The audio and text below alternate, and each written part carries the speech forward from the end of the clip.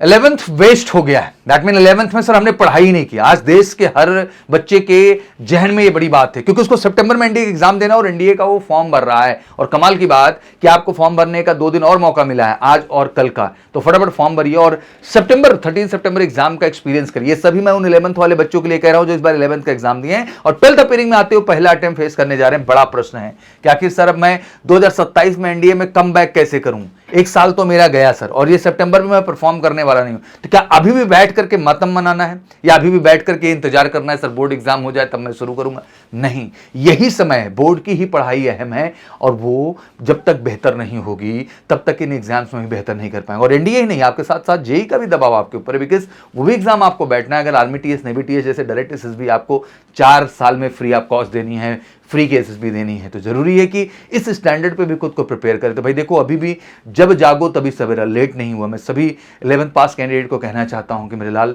12th एक साल बहुत अहम है यार। और मैं बड़े गर्व से कहता हूं सभी पेरेंट्स को, बच्चों को, सर ये एक साल हमारे साथ लगिए।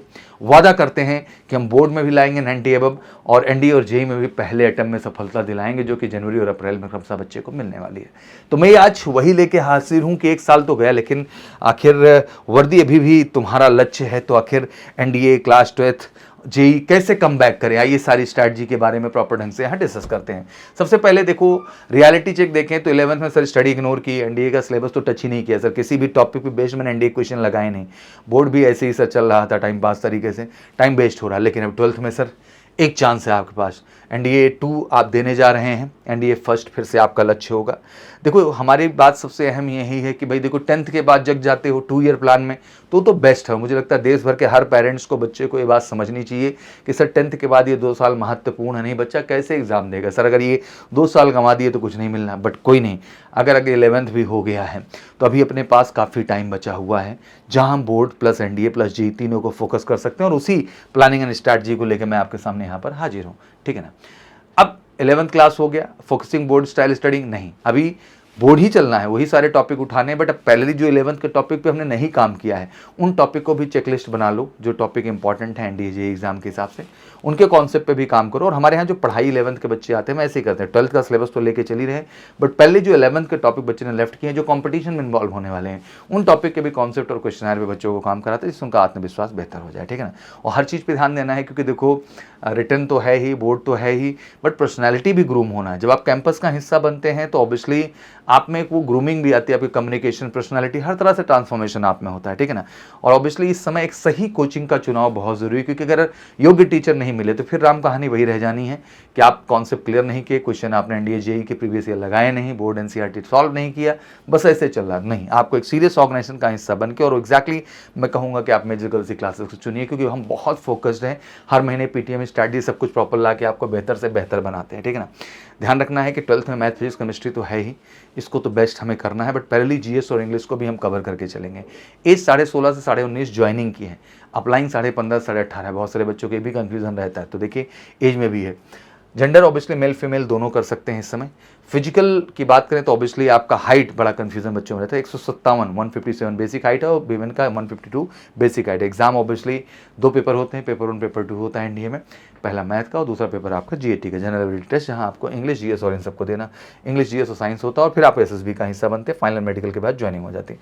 2 अटेम्प्ट मिलेंगे हर बार, 1 अप्रैल और 1 सितंबर। तो अभी जैसे 11th के जितने बच्चे पास हैं वो 12th वाला अटेम्प्ट दे सकते हैं, फॉर्म भर सकते हैं, एलिजिबल है, जाइए फटाफट फॉर्म भरिए और तैयारी में आके हम किसी के साथ लग जाइए, एग्जैक्टली, ठीक है ना। तो कहने का मतलब यही कि अब ये जो है एनडीए सेकंड भी हम लक्ष्य में रखेंगे, बट मेन एजेंडा हमारा एनडीए फर्स्ट को लेकर रहेगा। फाइनली आपके बोर्ड का हमारा टारगेट रहेगा, ठीक है ना, जिससे और साथ ही साथ जेई का भी टारगेट रहे। तीनों को ही वेल प्लान तरीके से हम सिस्टमैटिक लेके आपका चलेंगे, जिससे आपकी चीज़ें बेहतर हो सकें। जहां ऑब्वियसली सुबह 5 बजे से लेकर रात के 10 बजे तक का एक शेड्यूल, एक टाइम टेबल भी हमने बनाया हुआ है सिस्टमैटिक, और ये टाइम टेबल बिल्कुल स्क्रीनशॉट में लीजिए, क्योंकि इस चीज़ को हम टेक्निकली प्रॉपर तरीके से फॉलो करते हैं। और हमारे यहाँ जब आप आते हैं कैंपस में तो हॉस्टल में रह के इन सारी चीज़ों को बेल अप टू फॉलो, और पूरा समय फोकस्ड देना ही पड़ेगा, क्योंकि अगर पूरा समय हमें नहीं मिला, कम से कम डेली का आपका जो पढ़ाई का टारगेट होगा बच्चा, 8 से 10 घंटे सेल्फ स्टडी है और 5 से 6 घंटे कैंपस के अंतर्गत है। तो यही रूटीन होगा जो आप पूरा लेके चलेंगे, और उसका एक बेहतर टाइम टेबल मैंने आपके सामने पेश कर दिया। मैथ के 300 मार्क्स में मैक्सिमम पार्ट हमें स्ट्रॉन्ग करना, जो मोस्ट कोरिंग है, जैसे algebra, matrix, determinant, trigonometry, differential and integral calculus हो गई, vector theory, geometry, statistics and probability, और साथ ही फोकस करके प्रैक्टिस करके कॉन्सेप्ट पे काम करके आपको बेहतर बना देंगे इन सेगमेंट में। साथ ही जीएटी में जनरल एबिलिटी टेस्ट में आपका पूरा इंग्लिश पार्ट, साइंस पार्ट और जनरल स्टडी का पार्ट, हार्ड पार्ट भी बहुत स्ट्रांगली काम करके आपको बेहतर बनाएंगे।